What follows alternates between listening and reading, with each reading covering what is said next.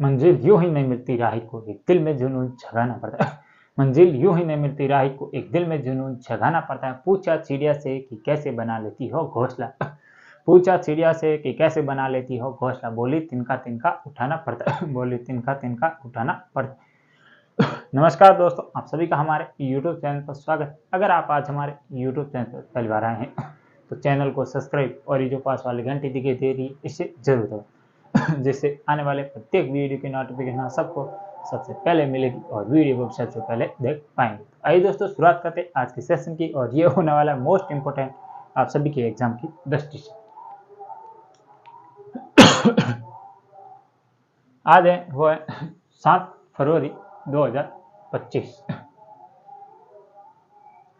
आज हमारा कौन से एपिसोड, तो ये है 464।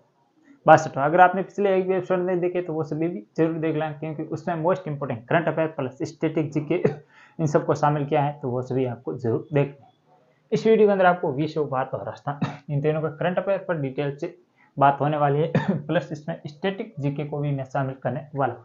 तो आपको वीडियो अंत तक जरूर देखना है और इसके नोट्स भी बना लेने। तो आइए शुरुआत करते।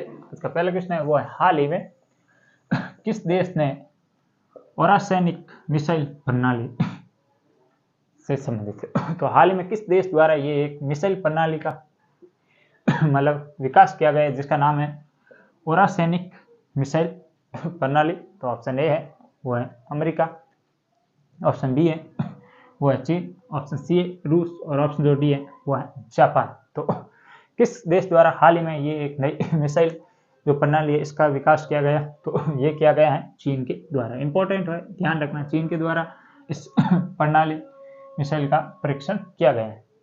अगर हम बात करें चीन की राजधानी है वो है बीजिंग, और इसके अलावा चीन की जो वहाँ की मुद्रा है वो है येन या रेनबिनबी, ये भी आपको ध्यान रखना। शी जिनपिंग यहाँ के हैं राष्ट्रपति, ये भी आपको ध्यान रखना। और वोल्गा नदी या यांगटीसी नदी चीन में स्थित एशिया की सबसे बड़ी नदी, जिसे भारत में अलग अलग नामों से जाना जाता है, तो ये भी आपको ध्यान रखना है। और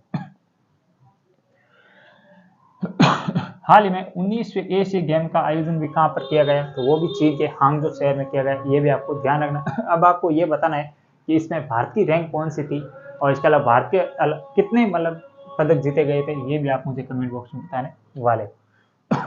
इसके अलावा बात करें चीन की, और कुछ फैक्ट बता देता हूँ। जैसे सबसे पहले कागजी पैसे आज देख रहे हो आप, इसका प्रचलन भी किसके द्वारा, चीन के द्वारा शुरू किया गया था। और इसके अलावा यहाँ पर एक और फैक्ट बता देता हूँ चीन के बारे में कि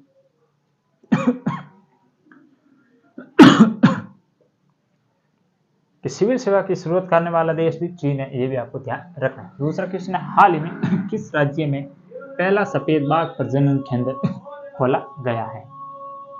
तो हाल ही में किस राज्य में जो व्हाइट टाइगर जो कह सकते हैं वहां पर प्रजनन केंद्र खोला जाएगा, तो ऑप्शन ए है वो है उत्तर प्रदेश, ऑप्शन बी है मध्य प्रदेश, ऑप्शन सी है मेघालय, और ऑप्शन जो डी है वो है केरल। कहां पर हाल ही में सफेद टाइगर प्रजनन केंद्र खोला जाएगा, तो ये खोला जाएगा आपका उत्तर प्रदेश के अंदर। इंपॉर्टेंट है, ध्यान रखना। इसके अलावा बाघों का घर किसे कहते हैं, बाघों का घर, तो ये नाम है मध्य प्रदेश। इसके अलावा टाइगर डे कब मनाया जाता है, बाघ की बात आई 29 जुलाई ये मनाया जाता है टाइगर डे, ये भी आपको ध्यान है। सर्वाधिक बाघों की संख्या कहाँ पर है, तो ये भी है मध्य प्रदेश के अंदर। टोटल हम बात करें भारत में कुल कितने बाघ है, तो 3300 प्लस बाघ है, ये भी आपको ध्यान रखना है। उत्तर प्रदेश की बात करें तो हाल ही में उत्तर प्रदेश ने एक क्षेत्र व जिला बनाया है अस्थायी रूप से प्रयागराज, ये भी आपको ध्यान रखना है। और सीएम है योगी, और इसके अलावा राज्यपाल उत्तर प्रदेश और मध्य प्रदेश दोनों की आनंदीबेन पटेल। उसके अलावा मध्य प्रदेश के कौन है मुख्यमंत्री, तो ये है मोहन मांझी, ये भी आपको ध्यान रखना है। इसका तीसरा क्वेश्चन है, हाल ही में किस देश में पहला या वहां पर हिंदू मंदिर खोला गया है या उसका उद्घाटन हुआ है, तो इंपॉर्टेंट है, ध्यान रखना। ऑप्शन ए है केप टाउन, ऑप्शन बी है केन्या, ऑप्शन सी है जोहान्सबर्ग, और ऑप्शन जो डी है वो है दक्षिण अफ्रीका। ऑप्शन इसके अलावा ऑप्शन से देखे तो राइट होगा वो होगा सी जोहान्सबर्ग, हाल ही में जोहान्सबर्ग में हिंदू मंदिर खोला गया है, ध्यान रखना ये भी। इससे पहले ऑस्ट्रेलिया में और यूएसए में भी हिंदू मंदिर खोले जा चुके हैं और ये अब तीसरा देश होने वाला है जहाँ पर हिंदू मंदिर का उद्घाटन किया गया है। इसके अलावा आज का जो चौथा क्वेश्चन है इस बारे में थोड़ा सा और जान ले। जोहान्सबर्ग राजधानी, आप मुझे कमेंट बॉक्स में बताने वाले हैं कि जोहान्सबर्ग की राजधानी क्या है। चौथा क्वेश्चन है हाल ही में किस राज्य ने अपने यहाँ पर समान नागरिकता संहिता को लागू करने के लिए एक समिति का गठन किया गया है, किस राज्य द्वारा ये एक निर्णायक कदम उठाया गया है? तो ऑप्शन ए है Gujarat, option B Madhya Pradesh, option C है उत्तराखंड और ऑप्शन जो डी है वो केरल। तो किस राज्य में हाल ही में ये समान नागरिकता संहिता को लागू करने के लिए एक कमेटी बनी है या एक कमेटी का गठन किया गया है? तो ये किया गया है गुजरात के द्वारा। इंपॉर्टेंट है, ध्यान रखना, क्योंकि ये यहाँ से क्वेश्चन पूछे जाते हैं। किसकी अध्यक्षता में? तो रंजना, आपको ध्यान रखना है रंजना देसाई